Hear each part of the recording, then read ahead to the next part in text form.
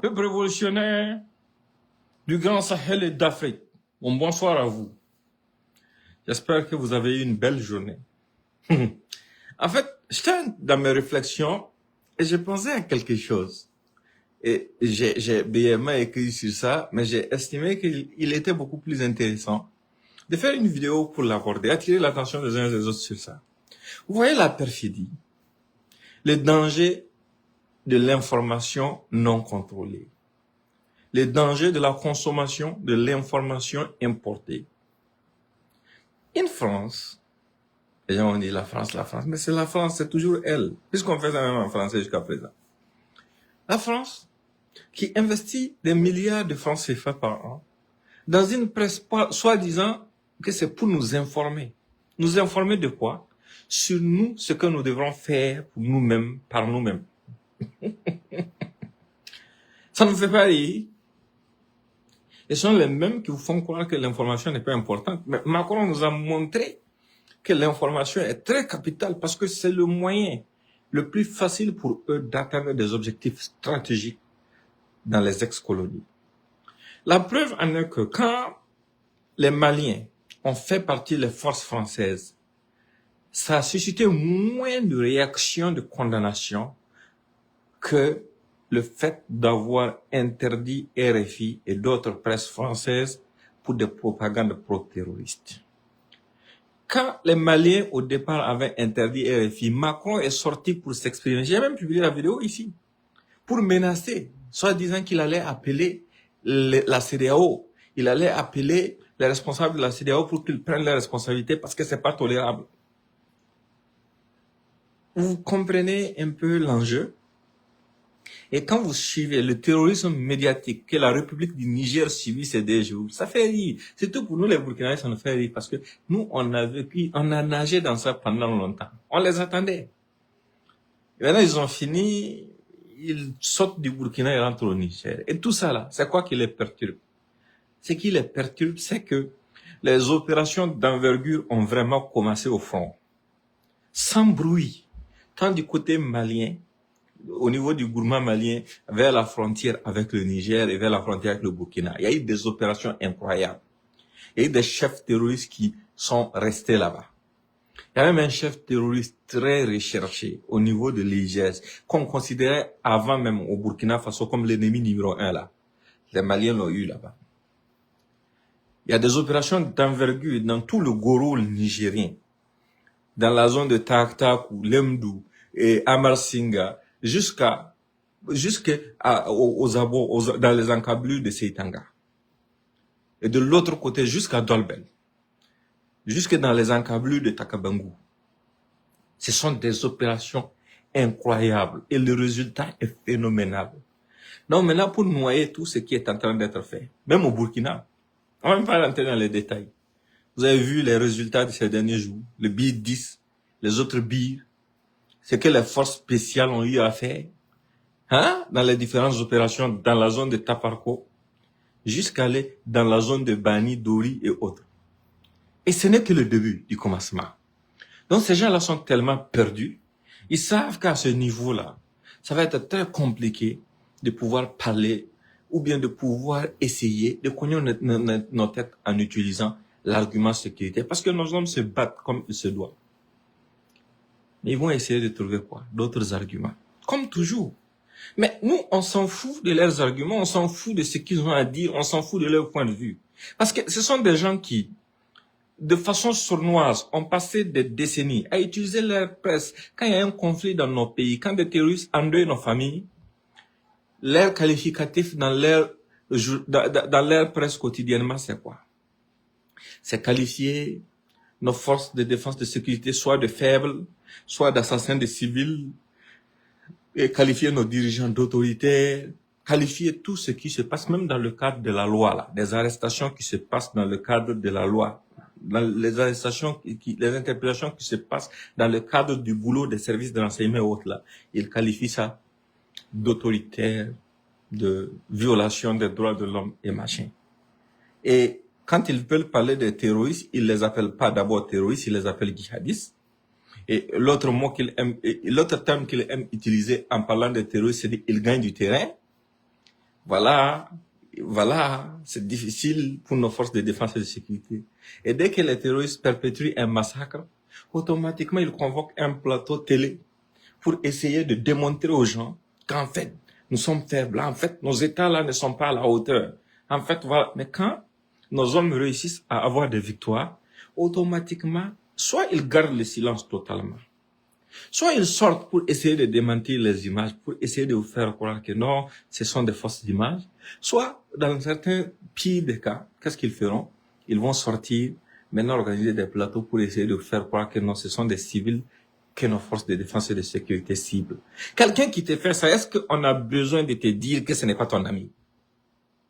Est-ce qu'on a besoin de t'expliquer qu'il n'est pas avec toi?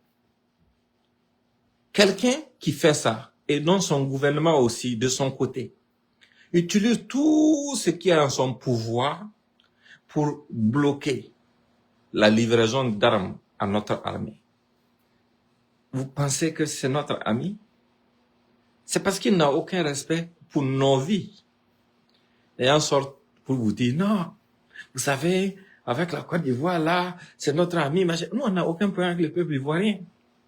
Mais si le régime ivoirien fait le choix de minimiser le deuil du peuple burkinabé, nos oncles, nos cousins, nos frères qui meurent et autres, et qu'il va jusqu'à contacter des pays comme la Turquie pour essayer de les convaincre de ne pas nous fournir d'armes, pendant que nous sommes attaqués de partout.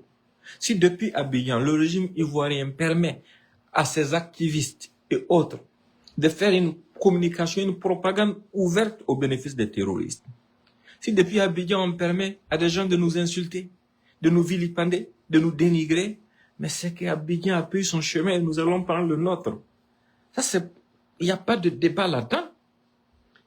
Non, nous, en fait, il n'y a pas d'amour que nous pouvons avoir pour ces gens qui va dépasser l'amour que nous avons pour notre peuple. Mais comme à toi, un être humain qui a son cerveau, tu vas dire que quelqu'un qui est allé voir ceux qui nous fournissent des armes là, pour qu'ils nous fournissent plus des armes, et ils nous fournissent plus jamais d'armes là, tu vas venir dire aux gens que non, cette personne-là, il est de notre côté, c'est notre ami. Et c'est toi qui as venu te pomper pour dire, j'aime les forces de défense et de sécurité. Tu aimes les forces de défense et de sécurité. Et tu dis ouvertement au monde entier que ceux qui refusent, ceux qui font tout ce qu'ils peuvent pour que ces forces de défense et de sécurité ne puissent pas être équipées là, et que ce sont nos amis. Et ça, c'est quelle hypocrisie. Tu aimes les forces de défense et de sécurité et tu fais la propagande des terroristes en diffusant les images de propagande des terroristes, en niant les victoires de nos forces de défense et de sécurité, jour et nuit. Mais ça, c'est le summum de la perfidie. C'est pour ça que je vous ai toujours répété, ces gens-là, ils sont à la recherche de leur prochaine victime. Ce sont des gens qui sont déjà pris au piège. Et le piège de l'impérialisme français, c'est quoi? Une fois que tu te compromets dedans, tu ne peux plus être libre. Tu ne peux plus te libérer. Parce que dès que tu vas vouloir te libérer, ce qu'ils te toléraient avant là, ils vont te l'interdire et ils vont t'empêcher en tout cas de voir l'autre bout du tunnel. Donc ils sont pris définitivement dans ce piège et ils sont obligés de continuer. Même s'il n'y a rien à dire là, il faut qu'ils inventent. Parce qu'ils sont tellement perfides que quand nous parlons des vraies réalisations qui se passent sur le terrain parallèlement à la guerre, là, ce sont les mêmes qui vous sortent pour dire non, c'est pas la priorité. La priorité actuellement, c'est le front. Et quand nous on parle de victoires sur le front, et qu'ils voient que ce sont des victoires dont ils ne peuvent pas qualifier de dessins animés, s'ils voient des victoires claires qu'ils ne peuvent pas qualifier de fausses victoires, ils essaient de vous divertir pour vous amener ailleurs. Parce qu'ils utilisent la même stratégie que la presse française. La stratégie de diviser pour régner.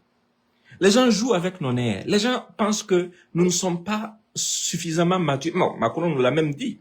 Macron a dit dans une vidéo que j'ai publiée ici que eux ne viennent pas en Afrique pour faire le bien commun. Et ils viennent pour défendre des intérêts. Qu'ils ont des défis communs avec nous, mais ils n'ont pas, ils ne sont pas là pour faire du bien commun. Que c'est pas à eux de faire à notre place ce que nous-mêmes on devrait faire pour nous, parce que nous sommes incapables de savoir ce qui est bien pour nous. Il l'a dit publiquement. Mais si tu as entendu ça, et que malgré ça, tu restes encore dans la dynamique de diviser pour régner de ces gens, c'est que toi, on va t'appeler comment? Comment est-ce qu'on peut te sensibiliser? Comment? Donc, les enfants perdus de la République sont dans la même rhétorique. Parce que la roue tourne, mais la roue ne change pas. Ils utilisent les mêmes méthodes, les mêmes stratégies pour nous diviser. Par exemple, ils pensent qu'en venant vous dire que non, telle personne a un chantier, telle personne a ci, telle personne a ça, sans aucune preuve matérielle que la personne aurait détourné cet argent, ça va créer la jalousie chez certaines personnes. Et les gens vont se rentrer dedans. Parce que leur objectif, c'est ça en fait. Mais là où vous devez même savoir que ce sont vos pires ennemis là. Qu'est-ce qu'un Burkinabé qui est dans la République aujourd'hui là fait au Burkina en termes de mal qui est pire que ce que les terroristes nous font? L'ennemi numéro 1 de chaque Burkinabé, des villes ou des campagnes là, ce sont les terroristes qui sont à l'origine du deuil dans nos familles, qui sont à l'origine de tout le chaos dans nos localités. Mais pourquoi ces gens-là, depuis toujours, personne d'entre eux ne critique, ne dénonce la lâcheté des terroristes? Parce que quand tu aimes le pays, et que ton pays est attaqué par des groupes terroristes, des narcoterroristes, des bandits, des trafiquants de drogue, la première des choses, ce serait de te focaliser sur eux. Si tu veux dénigrer là, c'est eux qu'il faut dénigrer. C'est eux les dénigrés qui arrangent le pays. Mais ce n'est pas dénigrer un régime, un pouvoir qui, depuis son arrivée, pour les militaires même qui sont au front, qui le savent très bien, a réussi à apporter en termes d'équipement quelque chose qui n'a jamais été fait depuis le début de cette guerre.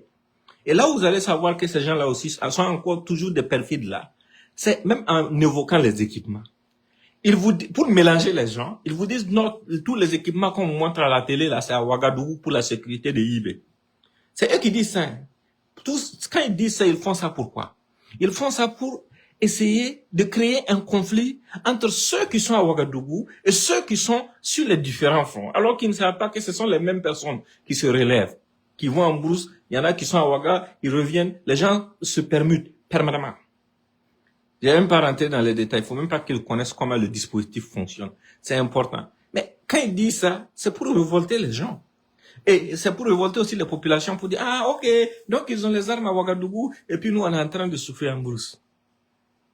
Et quand il y a une attaque terroriste et que des terroristes exposent du matériel, les mêmes personnes qui vous ont dit que tout le matériel est à Ouagala, que les soldats sont sans matériel là, ce sont les mêmes qui vont sortir les images que les terroristes vont publier, soit disant que ce sont nos armes, pour dire que vous voyez, c'est l'armée même qui livre du matériel aux terroristes, parce que voilà ce que les terroristes ont eu des armes, les terroristes ont eu des mains des militaires comme armes.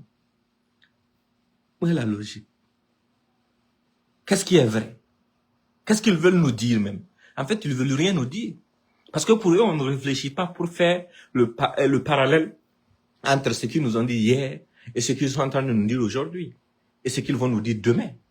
Mais il y a des gens qui tombent dans ce piège, qui ne comprennent pas. Mais celui qui t'a dit hier que toutes les armes sont à Ouaga, il vient te dire encore que les armes aux mains des terroristes, là, ça vient des mains de nos hommes qui sont au front. Les hommes qui disaient qu'ils n'avaient aucune arme là. Ça ne vous fait pas réfléchir. Ça, c'est juste un exemple pour vous montrer combien ils sont perfides. Combien ils sont perfides. Des gens qui vous disent que non, et ils ferment les commentaires parce que, en fait, ils veulent protéger les gens qui les aiment, faut pas qu'ils vont exposer leur identité. Et qui, parallèlement, 2 jours après, viennent demander aux gens de lui donner tel nombre de likes. Donc, c'est les gens qui t'aiment qui vont liker, ils vont encore exposer leur identité. Tu veux plus les protéger. Et les gens se foutent de vous.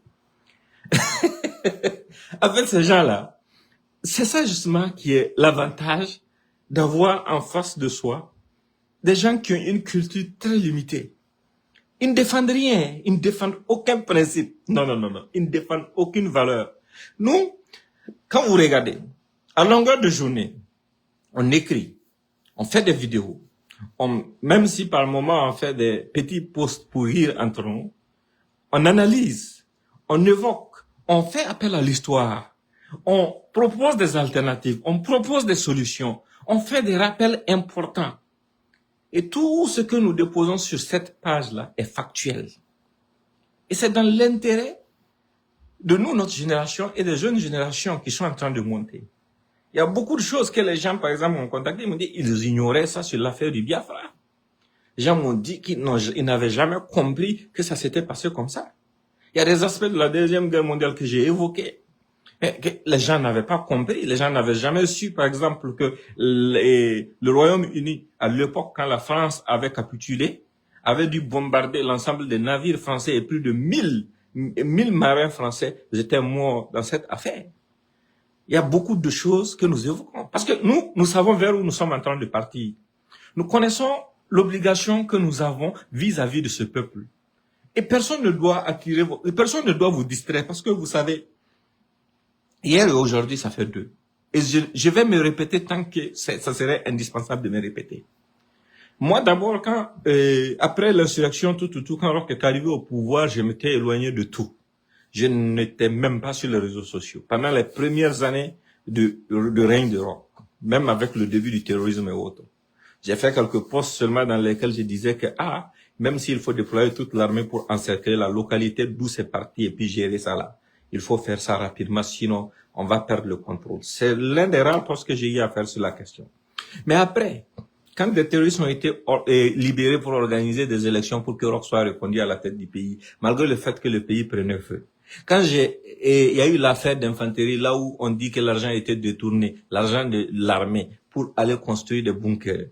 Quand j'ai eu des documents qui me prouvaient ouvertement que des ressources de l'armée étaient données à quelqu'un pour aller commander des hélicoptères civils pour notre armée. Et quand j'ai vécu par moi-même, personnellement, et en presque live, le fait que des gendarmes soient abandonnés à Inata, à leur propre sort jusqu'à tomber, avec la faim au ventre. Et ça m'a fait comprendre qu'on ne pouvait rien faire avec ces gens. Il fallait tout faire pour dénoncer ça, il fallait tout faire pour les faire partir.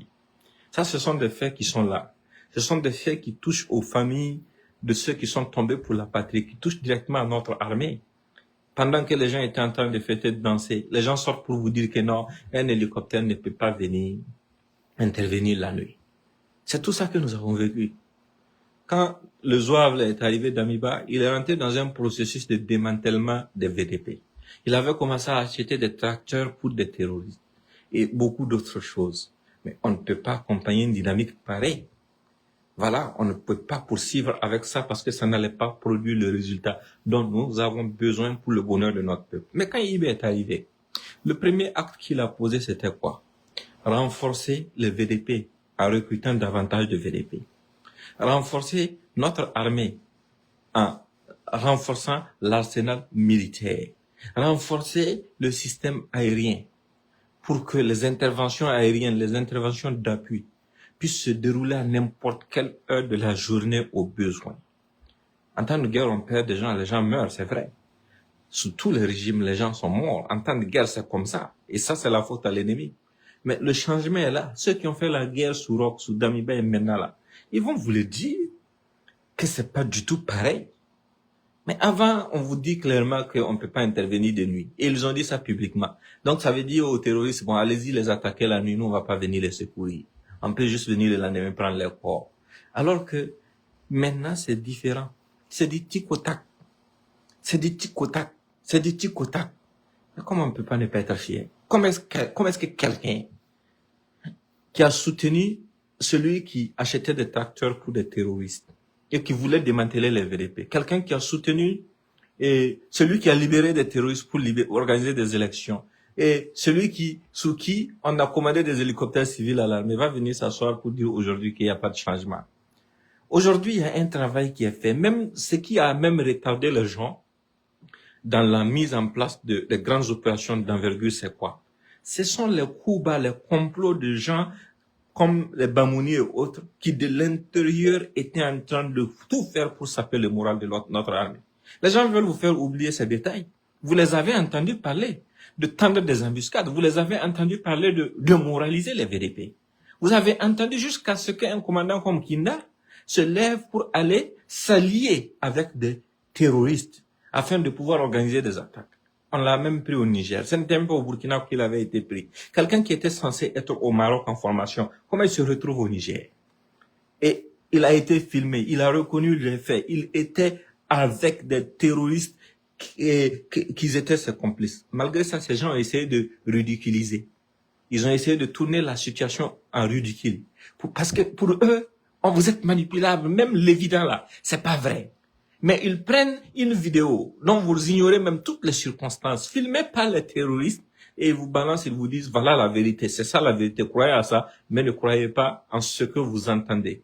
Ne croyez pas en ce que vos forces de défense et de sécurité accomplissent comme résultat. Mais ces gens-là, ils sont pas différents de tous nos ennemis. Parce que c'est la même chose que RFI, France 24 et autres nous font.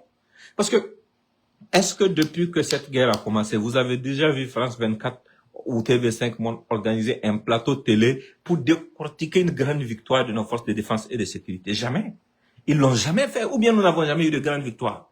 Même récemment, avec tout le miracle que les FS ont accompli, avec le fait même d'avoir réussi à organiser une opération spéciale pour pouvoir libérer des soldats qui étaient otages de ces terroristes-là. Non, une opération même digne d'un film hollywoodien là. Qui a parlé de ça parmi eux? Ils ont passé ça sous silence. Donc si nous-mêmes on ne peut pas, même si nous-mêmes on ne peut pas mettre en avant nos victoires, personne ne le fera à notre place. Si on passe des journées, des heures entières à insister, à reparler là, c'est parce que personne ne va faire passer notre message à notre place. Nous sommes en guerre et la guerre est aussi communicationnelle. La France l'a très bien compris. C'est pour ça que Macron a failli pleurer lorsque RFI avait été interdit au Mali. C'est pour ça qu'Ado a promis que non, il va trouver des mécanismes pour que la presse française puisse revenir encore dans nos pays. C'est pour nous faire quoi? Pour nous donner ce qu'ils appellent l'information. Mais c'est de l'information empoisonnée.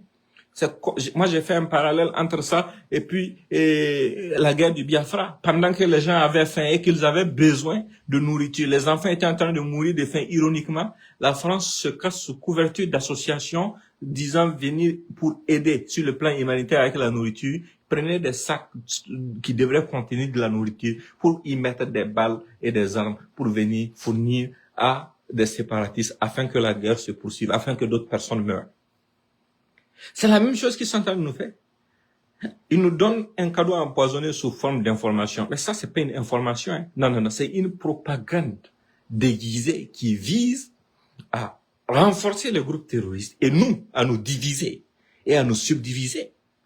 Parce que ce qu'ils font, ils savent que notre victoire, la seule solution pour qu'on puisse s'en sortir, c'est dans notre union. Mais maintenant, comment il faut faire pour briser cette union? Il faut nous désinformer. Et comme, selon eux, nous n'avons jamais été maîtres de notre information, de ce que nous consommons comme information, ça va être beaucoup plus facile. Mais malheureusement pour eux, nous sommes à l'ère des réseaux sociaux. Ils ont vu qu'il y a des voix comme nous autres. C'est pour ça que RFI, Libération, France 24, Le Monde, Jeune Afrique, et tous, ils m'ont consacré des articles. Pourquoi ils consacrent pas des articles aux autres? Ceux qui font la communication des terroristes et autres. Parce que ces gens ne gênent pas leur communication. Ils ont les mêmes objectifs. Mais moi, ils estiment que je gêne leur communication. Je gêne leur communication parce que je ne parle pas seulement, je parle, je suis écouté et il y a beaucoup de réactions sur mes publications. Et les gens diffusent au maximum les messages que je passe. Donc, ça devient automatiquement un problème. Donc, il va falloir utiliser tout ce qu'il faut utiliser quand il faut l'utiliser pour taire cette voix. Parce que cette voix-là est un problème. Et quand ils pensent que tu es un problème là, c'est que tu dois vraiment prendre tes précautions. Pourquoi? Parce que ce sont des milliards de francs CFA que eux, ils ont comme budget annuel pour faire ce qu'ils font là. Mais nous, avec 0 francs, on arrive à faire ça mieux qu'eux. Pourquoi? Parce que nous sommes vous. Nous sommes en train de parler de chez nous, de nos frères, de nos sœurs, de notre réalité, de notre vécu quotidien, de notre devenir, de l'avenir de nos enfants et de nos petits-enfants. Nous, on n'a pas besoin de consulter une carte pour situer où se trouve l'Emdou au Niger. Moi, j'ai pas besoin de consulter une carte si je me lève à pied pour quitter Marcoy et puis aller à Gao. J'ai pas besoin de carte pour ça. Moi, j'ai pas besoin de GPS j'ai pas besoin de GPS pour quitter Terra et aller à Belekwara. Non, j'ai pas besoin de GPS pour ça. J'ai pas besoin de carte pour marcher de Waïbia à Titao. Je n'en ai pas besoin. Je n'en ai même pas besoin. Ce sont des trucs que j'ai marché Waïbia à Goursi, j'ai marché Waïbia à Titao. À pied, j'ai pas besoin de GPS pour marcher de Guibo à Binda. Mais eux, ils parlent dans le vent. en collaboration avec des gens des noirs blancs, moi je les appelle les noirs blancs. Et dehors, vous les voyez, ils sont comme nous, mais en bas là, c'est fini. Ils sont même pas nous. Voilà, qui se réclament de chez nous, les gens comme les Newton, Ahmed Bari, mais qui par moment se trahissent et vous donnent des pistes. Quelqu'un qui vient s'asseoir pour dire qu'il est en train de défendre votre cause et qui vient vous dire sur une chaîne de télévision que, ben, écoutez, moi j'étais là seulement pour la rentrée de mes enfants parce que ma famille vit en France depuis 1993. Il vous a tout dit. Il vous a tout dit. Maintenant, si après avoir entendu tout ça là, tu n'as pas compris les enjeux, tu n'as pas compris pourquoi ils sont dans le même moule, pourquoi que la presse française m'attaque, pendant que les enfants perdus de la République m'attaquent. C'est Newton et autres aussi ont le même narratif. Ils m'attaquent de la même façon que cette même presse. Ça veut dire quoi? Ça veut dire ce que ça veut dire. Donc, le message le plus important, c'est quoi? Soyez hyper actifs. C'est très important. Et d'un jour là, j'ai remarqué que tout le banditisme médiatique, disons tout le terrorisme médiatique de la presse française est dirigé contre le gouvernement nigérien, contre le président Tchani. Il faut qu'on se lève, il faut qu'on tende la main, il faut qu'on participe efficacement à soutenir nos frères du Niger dans cette communication. Parce que notre cause, elle est commune. Notre destin est commun. Et on ne doit pas laisser quelqu'un nous vendre quoi que ce soit. On ne doit pas laisser quelqu'un mettre dans nos têtes que nous ne pouvons pas nous-mêmes être maîtres de ce que nous devons consommer comme information. Nous parlons de chez nous. Donc nous savons mieux que quiconque ce qu'il y a chez nous, ce qui est bien pour nous et ce que font les gens chez nous. Et portez-vous bien et excellente soirée à vous. Au revoir.